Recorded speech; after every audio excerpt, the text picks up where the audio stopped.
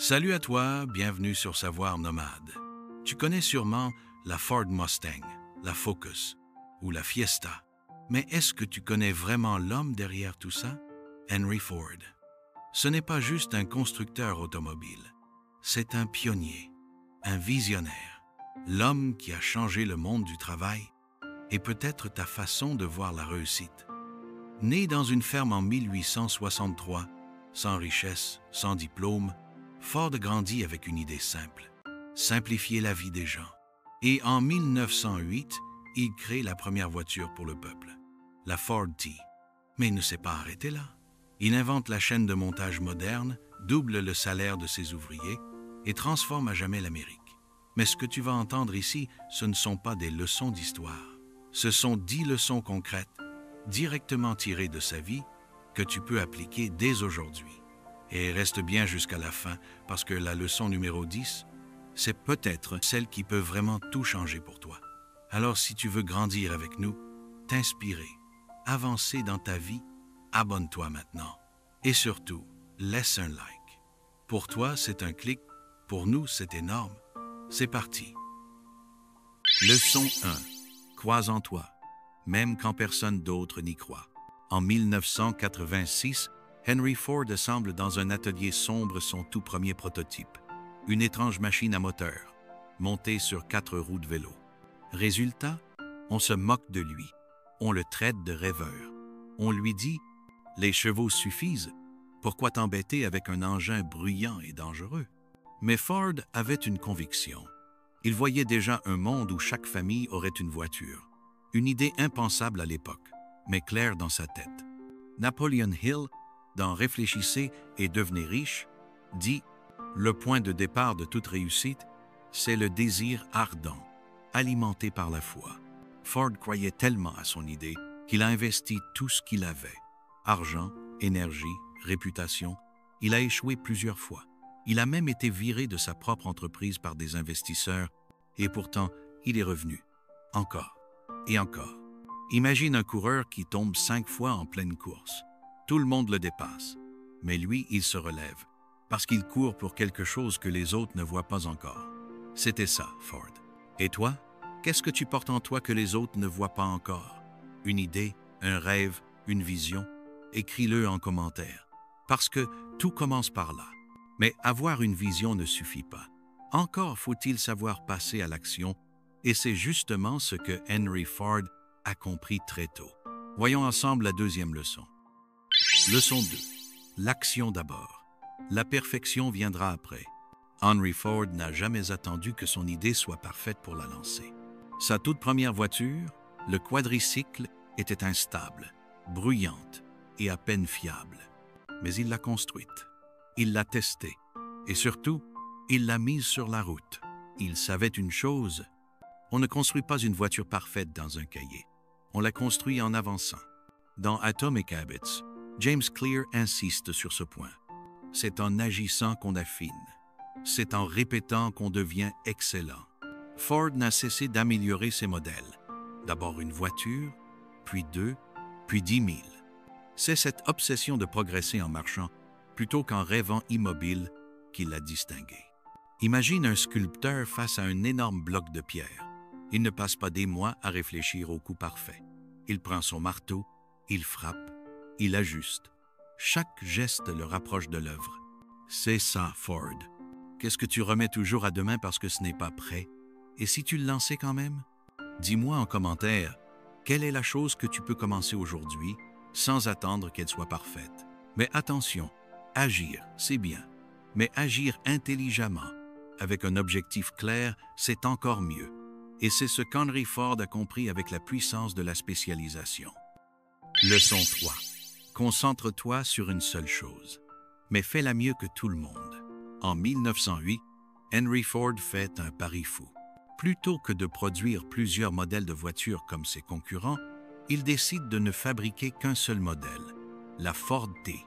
Une seule voiture, une seule couleur, un seul objectif, la rendre tellement efficace à produire qu'elle deviendra abordable pour tout le monde. Résultat, il divise les coûts, il multiplie la qualité et surtout, Il devient le premier constructeur à produire plus d'1 million de voitures par an. Cal Newport, dans Deep Work, explique que c'est en éliminant la dispersion qu'on accède à la vraie puissance. Ford l'avait compris avant tout le monde. Il ne cherchait pas à faire plus. Il cherchait à faire mieux, en profondeur, une chose, mais à l'excellence. Imagine un rayon de soleil. Maintenant, concentre ce rayon à travers une loupe. Il devient assez puissant pour allumer un feu. C'est exactement ce que Ford a fait avec la Ford T. Et toi, est-ce que tu te disperses dans 1000 projets ou est-ce que tu donnes toute ton énergie à une chose essentielle? Note en commentaire, quelle est ta Ford T à toi? Mais produire une seule chose à grande échelle, ça demande une organisation exceptionnelle. Et c'est là qu'Henry Ford va révolutionner le monde entier avec sa prochaine innovation, la chaîne de montage.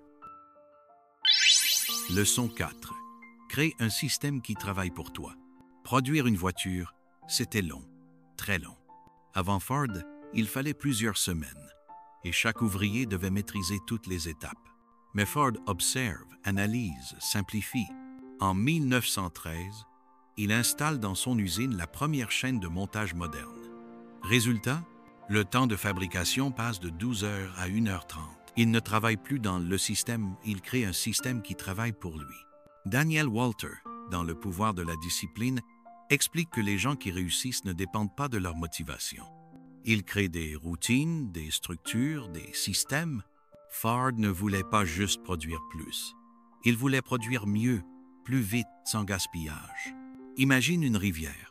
Tu peux ramer à contre-courant ou construire un moulin et laisser le courant travailler pour toi. Ford a construit son moulin. Et toi, est-ce que tu relis ta réussite à ta motivation du jour? Ou est-ce que tu mets en place un système, une habitude, une méthode qui avance même quand tu n'as pas l'énergie? Partage ton système perso en commentaire. Mais un système ne fonctionne que s'il respecte une règle simple mais essentielle, la valorisation des hommes avant les profits. Et ça, Ford va le prouver de manière spectaculaire. Leçon 5. Traite les gens comme une valeur, pas comme un coût. En 1914, Henry Ford choque l'Amérique. Il annonce qu'il double le salaire de ses ouvriers. 5 $ par jour au lieu de 2,50. Pour l'époque, c'est inimaginable. Les industriels crient au scandale. Ils le traitent de fou. Mais Ford voit plus loin. Il sait que des employés bien payés, bien traités, sont plus motivés, plus fidèles et deviennent eux-mêmes ses clients. Il comprend une chose que beaucoup de leaders oublient. Si tu veux que ton entreprise aille loin, fais en sorte que ceux qui la construisent aient envie de rester. Simon Sinek, dans Leaders Eat Last, explique que les vrais leaders sont ceux qui créent un cercle de sécurité autour de leurs équipes. Et Ford était l'un des premiers à l'avoir compris. Imagine un jardinier. Il peut arracher les mauvaises herbes chaque semaine ou nourrir la terre pour que tout pousse sainement. Ford a choisi de nourrir ses équipes. Et toi, dans ta vie ou ton travail, est-ce que tu construis avec les autres ou contre eux? Est-ce que tu vois les gens comme des ressources ou comme des alliés? Partage ton avis en commentaire. Mais même avec de bons systèmes et des équipes solides, il y a un ennemi invisible qui peut tout saboter, la peur de l'échec. Et Ford avait une manière bien à lui de la dompter. Leçon 6. L'échec est un professeur déguisé. Avant de fonder Ford Motor Company, Henry Ford a échoué 2 fois. 2 entreprises, 2 faillites, des mois de travail perdus, des dettes, de la honte. Mais voilà, Ford n'a jamais vu l'échec comme une fin. Il l'a vu comme un entraînement, comme un test, comme un cours accéléré sur ce qu'il ne fallait plus refaire. Il disait lui-même, « L'échec est seulement l'opportunité de recommencer, de façon plus intelligente. » Susan Jeffers, dans La peur, conseillère ou ennemie, explique que la peur de l'échec nous paralyse tant qu'on croit qu'il y a quelque chose à perdre. Mais dès qu'on voit l'échec comme une étape vers la maîtrise, tout change. C'est exactement ce que Ford a appliqué. Imagine un enfant qui apprend à marcher. Il tombe 100 fois. Il pleure.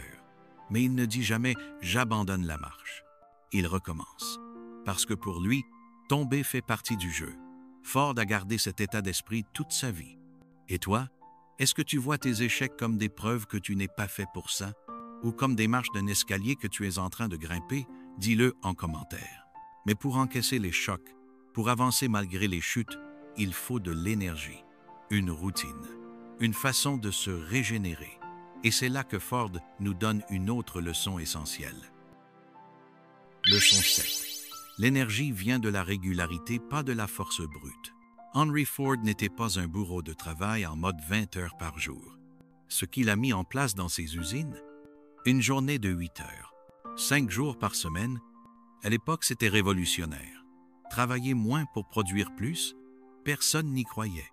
Mais Ford avait compris une chose simple. Ce n'est pas celui qui travaille le plus longtemps qui va le plus loin. C'est celui qui travaille avec constance, discipline et énergie. Hal Elrod, dans Miracle Morning, explique que notre succès dépend moins de nos pics d'intensité que de nos petites habitudes quotidiennes, répétées chaque jour sans faille. Ford a misé sur un rythme soutenable, pour ses ouvriers comme pour lui-même. Tu peux brûler un feu très fort pendant 5 minutes ou entretenir une flamme régulière qui éclaire toute la nuit. Ford a choisi la flamme, pas l'explosion. Est-ce que tu vis ta progression comme une série de sprints ou comme une marche de fond? Quelles sont tes routines qui t'aident à garder le cap? Partage-les en commentaire. Mais toute cette énergie et cette discipline, Ford les mettait au service d'une seule chose, une mission claire. Et c'est là que se cache une des clés les plus puissantes de son succès.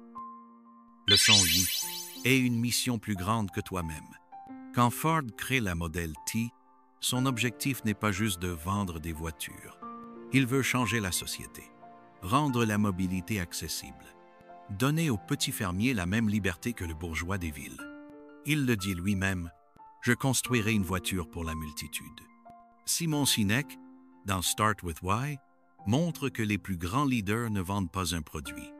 Ils transmettent une cause, un idéal, et c'est pour ça que les gens les suivent.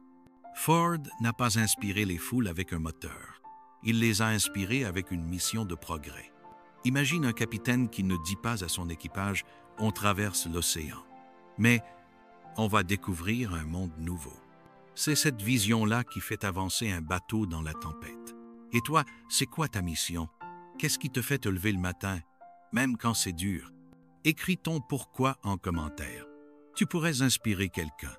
Mais attention, avoir une grande vision, c'est puissant. Mais sans humilité, elle peut devenir un piège. Et Ford en a aussi payé le prix. Leçon 9. Ne deviens pas prisonnier de ton propre succès. À force de succès, Henry Ford devient Henry Ford. L'icône, le génie, l'homme infaillible. Mais avec le temps, il commence à refuser le changement. Il s'obstine avec son modèle T alors que le marché évolue. Il refuse d'écouter ses ingénieurs. Il pense que sa vision est toujours la bonne. Résultat, General Motors le dépasse. Ford perd du terrain et sa propre entreprise passe tout près de la chute. Robert Greene, dans Les lois de la nature humaine, explique que le pouvoir, s'il n'est pas équilibré par l'humilité, isole et déconnecte. Ford a fini par céder la place à son fils. Trop tard pour éviter le déclin, mais assez tôt pour laisser l'héritage survivre. Imagine un arbre qui grandit, mais refuse de plier avec le vent. Il finit par casser. Un chêne peut tomber. Un roseau, lui, plie mais reste debout. Et toi, est-ce que tu es encore ouvert au changement? Est-ce que tu sais remettre tes certitudes en question, même quand tout va bien? Écris en commentaire. Quelle est la dernière fois où tu as vraiment changé d'avis? Et pourtant, malgré ses erreurs, une chose a permis à Henry Ford de traverser les tempêtes jusqu'à la fin, sa foi absolue dans le progrès. Et c'est cette foi qui constitue la dernière grande leçon. Leçon 10. Crois dans le futur plus fort que dans le passé. Jusqu'à la fin de sa vie, Henry Ford est resté obsédé par l'idée de progrès.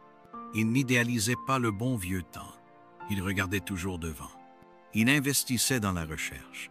Il encourageait l'innovation. Il croyait que l'homme pouvait améliorer sa condition, toujours. Il disait « Quand tout semble aller contre vous, souvenez-vous que l'avion décolle face au vent, pas avec lui. » Ford croyait que chaque génération devait faire mieux que la précédente. Yuval Noah Harari, dans Homo Deus, explique que ce qui a fait décoller l'humanité, ce n'est pas la technologie. C'est la croyance collective que demain peut être meilleur qu'aujourd'hui. Et cette fois-là, Ford l'a porté toute sa vie. Imagine un phare dans la nuit. Il ne regarde jamais derrière. Il éclaire ce qu'on ne voit pas encore. Henry Ford était ce phare. Et toi, peux-tu en devenir un à ton tour? Et toi, est-ce que tu crois vraiment en l'avenir? Pas en espérant que ça ira mieux, mais en créant un demain plus grand que ton aujourd'hui. Note-le en commentaire. Parce que la foi dans le futur, ça se cultive ensemble. Voilà, tu viens de traverser 10 leçons tirées de la vie d'Henry Ford. Ce n'était pas juste un constructeur. C'était un visionnaire, un bâtisseur, un homme avec une mission. Voici ce qu'on peut retenir ensemble. Crois en toi, même quand personne ne te comprend. Passe à l'action, même si ce n'est pas parfait. Concentre-toi, même si c'est dur. Crée un système au service de ta vision. Respecte les autres comme s'ils étaient ta base. Apprends de l'échec au lieu de le fuir. Avance avec régularité, pas dans la précipitation. Porte une mission plus grande que toi. Reste humble, même au sommet. Et surtout, crois dans le futur, plus fort que dans le passé. Parmi ces 10 leçons, laquelle t'a le plus touché, celle que tu veux appliquer dès maintenant, dis-le en commentaire. Tu ne sais pas qui tu peux inspirer avec ta réponse. Et si cette vidéo t'a fait du bien, laisse un like. Pour toi, c'est rien. Pour nous, c'est ce qui fait voyager ce message plus loin. Et si tu veux continuer à apprendre, progresser, t'inspirer, abonne-toi maintenant. C'est gratuit. Mais pour nous, ça change tout. À très bientôt.